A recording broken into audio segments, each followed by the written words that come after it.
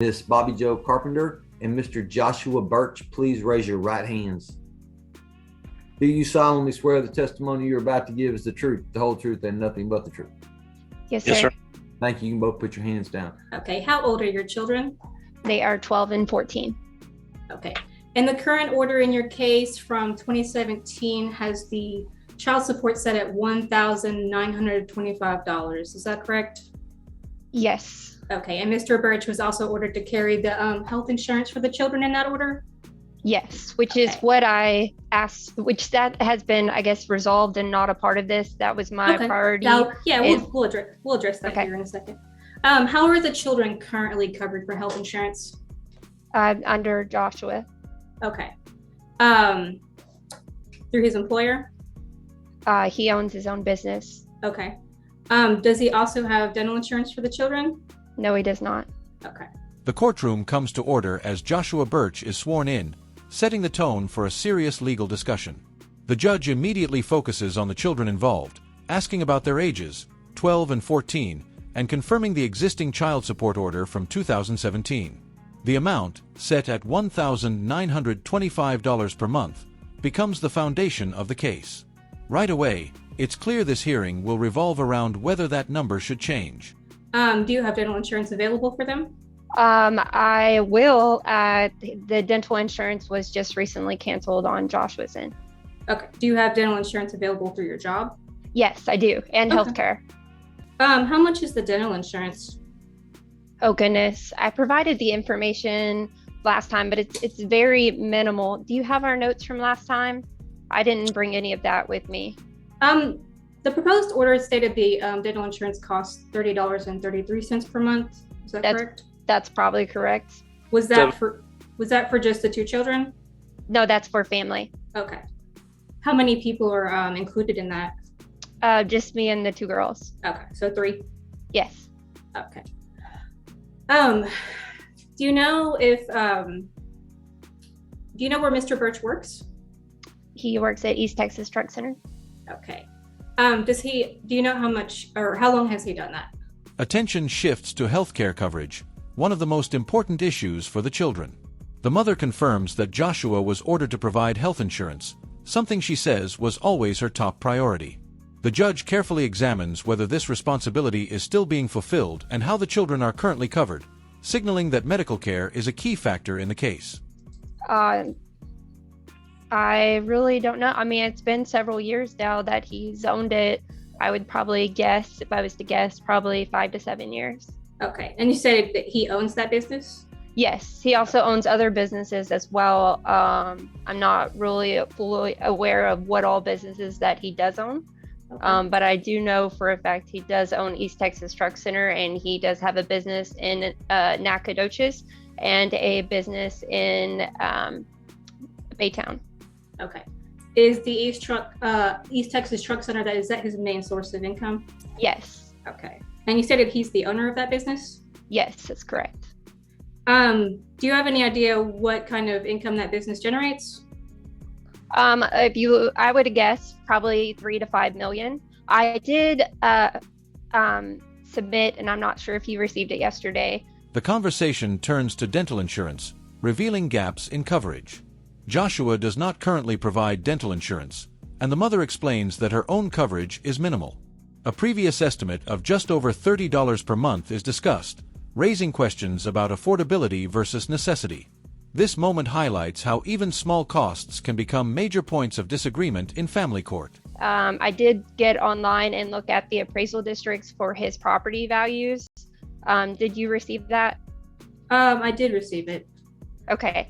So as far as his property values, which like I said, I can't state as to far as his revenue because it is an LLC and the financial information is not available.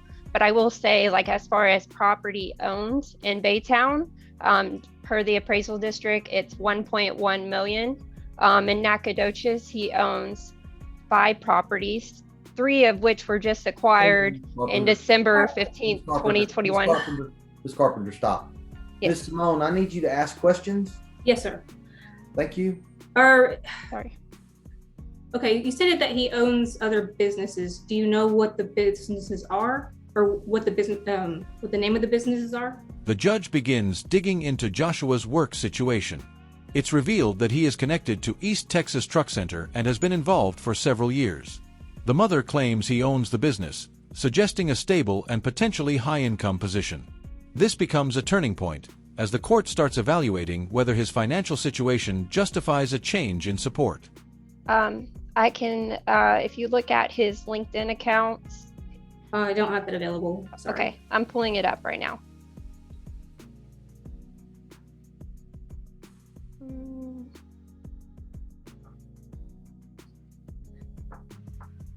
I could pull it up.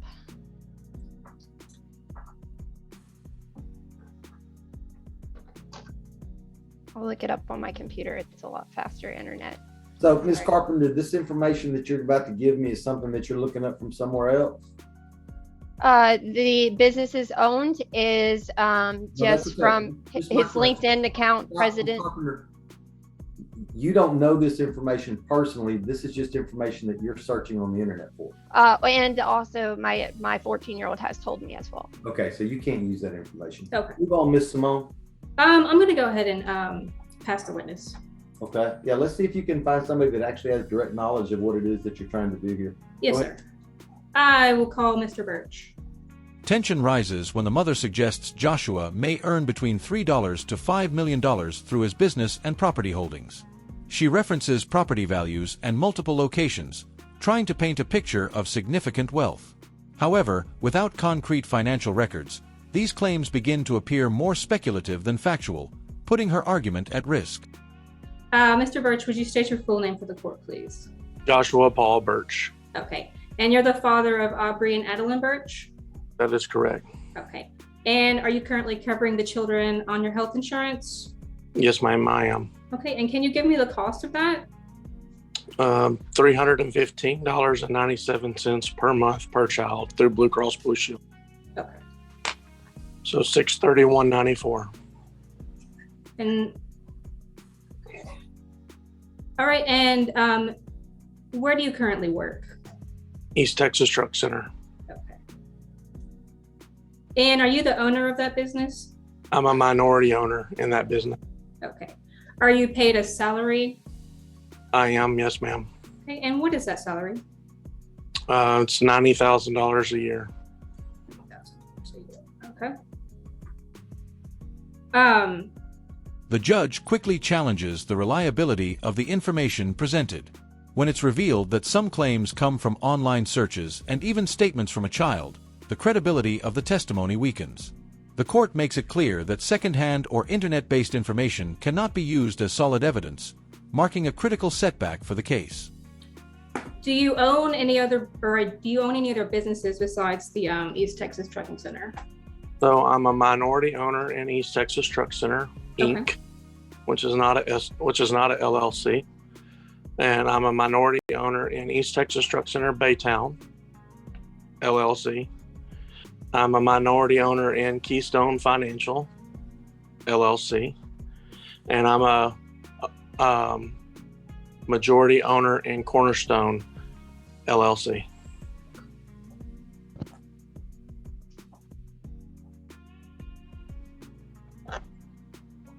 Do you receive any other type of revenue from East Texas Truck Center besides your salary? No, ma'am. Unless there's a dividend given, but we haven't given dividends. Okay. Do you make any income from the Keystone Financial? No, ma'am. There's no salaries or dividends given from that either. It's a startup company. Joshua finally testifies, offering a very different picture of his finances. He confirms he is only a minority owner in several businesses and earns a fixed salary of $90,000 per year. He explains that while he has stakes in multiple companies, none are currently generating additional income or dividends. His testimony directly challenges the earlier claims of extreme wealth. And do you make any income from Cornerstone Financial? No, ma'am. Same thing. It was also established last year. Okay. And you said Keystone, when was that established? Keystone was actually established in 2000. I thought you said Keystone the first time. Yeah, I did. I'm sorry. Keystone was established in 2018. Okay. I'm a minority there as well. And you have not received any income from Keystone to the state? No, ma'am. Okay. I'll go ahead and pass the witness. Call your next witness. I have no further witnesses. The state rest? Yes. Okay. Your motion's denied. Joshua continues by explaining that some of his businesses are startups or inactive in terms of profit. He emphasizes that he receives no extra income beyond his salary, reinforcing his position that there has been no financial change. This detailed breakdown strengthens his defense and shifts the momentum of the case in his favor. Mr. Birch, Ms. Carpenter, I've just denied the state's motion to adjust the child support in this case. They have to put on evidence to show me that there's some kind of change in income, and I heard nothing that leads me to believe that there's been a change. So the state not meeting its burden is therefore the motion is denied. If any party is satisfied, no, that's okay. I don't need to hear anything. I'm not understanding what's denied, sir. The new order or the old order? I'm denying the state's. There's no new order, Mr. Birch. Yes, sir. You and Ms. Carpenter and the state were not able to come to an agreement, and so Yes, sir. a lawsuit was filed before me to see if the child support needs to be adjusted. The laws in this state are very simple. The state or whoever it is that's moving, asking me to adjust the child support, has to prove what your old income was, where it came from, and the circumstances behind it. After reviewing all testimony, the judge delivers a decisive ruling. The request to modify child support is denied. The court explains that there was no solid evidence proving a change in income, which is required by law to adjust support payments. The judge stresses that assumptions and incomplete information are not enough to meet the legal burden of proof. And then compare it to the new information that you have. And I find that the state has completely and utterly failed to do that. They haven't proven anything to me. They've thrown out some stuff, but nothing with any concrete or significant basis. And therefore I'm denying the motion because they haven't met their burden of proof. They haven't proven to me that there's been any kind of a change. So any party has the right to appeal my decision. Your appeal must be filed with the Orange County District Clerk's Office. It has to be filed in the next 3 business days. And you have to make sure that you specify in your appeal what part of my ruling you disagree with. And you're also responsible for making sure that a copy of that written appeal is sent. Let me finish, Mr. Birch. And you're also responsible for sending a copy of that written appeal to all the other non-appealing parties. All right. Now, Mr. Birch, what were you going to say? If her medical is obviously cheaper than what I'm providing. As the case concludes, the judge encourages both parties to work together on future arrangements, especially regarding medical costs. But just as things seem settled, a new voice introduces a shocking claim involving alleged theft and personal misconduct. This unexpected twist leaves the courtroom with unanswered questions, hinting that the story may not be over.